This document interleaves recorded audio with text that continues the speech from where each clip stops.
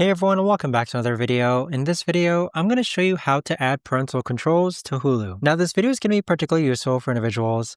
Let's say that you want to go ahead and have your kids watch Hulu, but you do want to add some parental controls. How do you actually go ahead about doing so? Now this video is going to be short, sweet, and simple, guys. There's not going to be a lot of steps involved. Now in order to do this, what you're first going to do is log on to Hulu.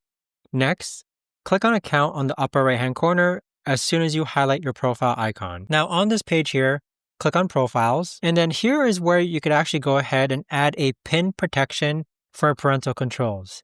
So what this is going to do is that it's going to help prevent access to non-kids profiles by requiring a PIN. So additionally, you can actually add a profile and then turn on kid-friendly programming. And in order to remove your profile from kids, this is where you would use that PIN protection. But that right there, guys, is the best and easiest way that I know of to actually go ahead and add parental controls to Hulu.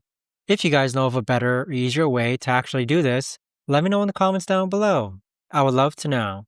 Thanks so much for watching, everyone, and I'll see you guys all in the next video.